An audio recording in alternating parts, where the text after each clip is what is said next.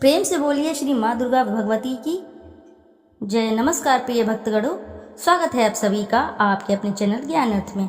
आप सभी का दिन शुभ और मंगलमय हो। श्रोताओं, आज हम दुर्गा सप्तशती के पहले अध्याय का आगे का वृत्तांत रसपान करेंगे। ब्रह्मा जी ने कहा, देवी तुम ही स्वाहा, तुम ही स्वधा और तुम ही वष्टकार हो। स्वर भी तुम्हारे ही स्वरूप है। तुम ही जीवनदायिनी सुधा हो।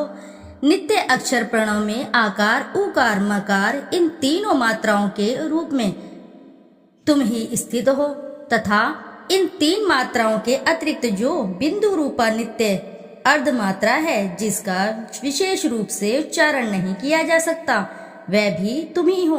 देवी तुम ही संध्या सावित्री तथा परम जननी हो। देवी तुम ही इस विश्व ब्रह्मांड को धारण करती हो।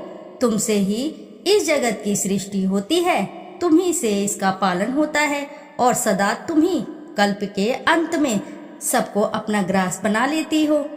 जगन्मयी देवी, इस जगत की उत्पत्ति के समय तुम सृष्टि रूपा हो, पालन काल में स्थिति रूपा हो तथा कल्पांत के समय संहार रूप धारण करने वाली हो। तुम महाविद्या महामाया महावेदा महास्मृति महामोह रूपा महादेवी और महासुरी हो। तुम ही तीनों गुणों को उत्पन्न करने वाली सबकी प्रकृति हो। भयंकर काल रात्रि महारात्रि और मोहरात्रि भी तुम ही हो। तुम ही श्री, तुम ही ईश्वरी, तुम ही ह्रीम और तुम ही बोध स्वरूपा बुद्धि हो। लज्जा पुष्टि तुष्टि शांति और क्षमा भी तुम ही हो। तुम खड्ग धारिणी शूल धारिणी घोर रूपा तथा गदा चक्र शंख और धनुष धारण करने वाली हो। बाण भूषुंडी और परिग ये भी तुम्हारे अस्त्र हैं। तुम सौम्य और सौम्यंतर हो। इतना ही नहीं, जितने भी सौम्य एवं सुंदर पदार्थ हैं उन सब की अपेक्षा तुम अत्यधिक सुंदरी हो। पर और अपर सबसे परे रहने वाली परमेश्वरी तुम ही हो।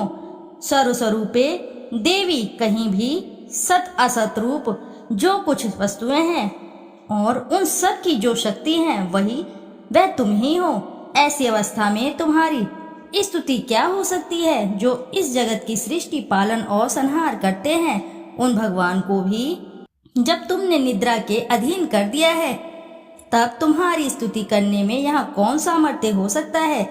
मुझको भगवान शंकर को तथा भगवान विष्णु को भी तुमने ही शरीर धारण कराया है, अतः तुम्हारी स्तुति करने की शक्ति किसमें है। देवी, तुम तो अपने इन उदार प्रभावों से ही प्रशंसित हो। ये जो दोनों दुर्धुष असुर मधु और कैटव हैं, इनको मुंह में डाल दो और जगदीश्वर भगवान विष्णु को शीघ्र ही जगा दो। साथ ही इनके भीतर इन दोनों महान असुरों को मार डालने की बुद्धि उत्पन्न कर दो। ऋषि कहते हैं, राजन, जब ब्रह्मा जी वहां मधु और कैटव को मारने के उद्देश्य से भगवान विष्णु को जगाने के लिए तमोगुण की अधिष्ठात्री देवी योग निद्रा की इस प्रकार स्तुति की तब वे भगवान के नेत्र मुख नासिका बाहु हृदय और वक्ष स्थल से निकलकर अव्यक्त जन्मा ब्रह्मा जी की दृष्टि के समक्ष खड़ी हो गई। योग निद्रा से मुक्त होने पर जगत के स्वामी भगवान जनार्दन उस एकार्णव के जल में शेषनाग की शैया से जाग उठे। फिर उन्होंने उन दोनों असुरों को देखा। वे दुरात्मा मधु और कैटव अत्यंत बलवान तथा पराक्रमी थे और क्रोध से लाल आंखें किए ब्रह्मा जी को खा जाने के लिए उद्योग कर रहे थे। तब भगवान श्री हरि ने उठकर उन दोनों के साथ 5000 वर्षों तक केवल बाहु युद्ध किया। वे दोनों भी अत्यंत बल के कारण उन्मत्त हो रहे थे। इधर महामाया ने भी उन्हें मोह में डाल रखा था, इसलिए वे भगवान विष्णु से कहने लगे, हम तुम्हारी वीरता से संतुष्ट हैं, तुम हम लोगों से कोई वर मांगो। श्री भगवान बोले, यदि तुम दोनों मुझ पर प्रसन्न हो तो अब मेरे हाथ से मारे जाओ। बस इतना सा ही मैंने वर मांगा है, यहाँ दूसरे किसी वर से क्या लेना है। ऋषि कहते हैं, इस प्रकार धोखे में आ जाने पर जब उन्होंने संपूर्ण जगत में जल ही जल देखा, तब कमल नयन भगवान से कहा, जहाँ पृथ्वी जल में डूबी हुई ना हो, जहाँ सूखा स्थान हो, वहीं हमारा वध करो। ऋषि कहते हैं, तब तथास्तु कहकर शंख चक्र और गदा धारण करने वाले भगवान ने उन दोनों के मस्तक अपनी जांग पर रखकर चक्र से काट डाले। इस प्रकार ये देवी महामाया ब्रह्मा जी की स्तुति करने पर स्वयं प्रकट हुई थी। अब पुनः तुमसे उनके प्रभाव का वर्णन करता हूँ, सुनो।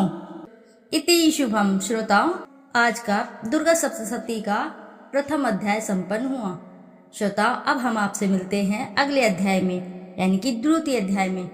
श्रोताओं, आपसे एक छोटी सी रिक्वेस्ट है, यदि वीडियो आपको अच्छी लगती है, कथा आपको अच्छी लगती है, तो वीडियो को जरूर लाइक करें और साथ ही चैनल को सब्सक्राइब करें और एक बार अपनी सच्ची श्रद्धा से जय माँ भगवती दुर्गा अवश्य ही लिख दें। फिर मिलते हैं हम आपसे अगले अध्याय में। जब तक के लिए नमस्कार श्रोताओं।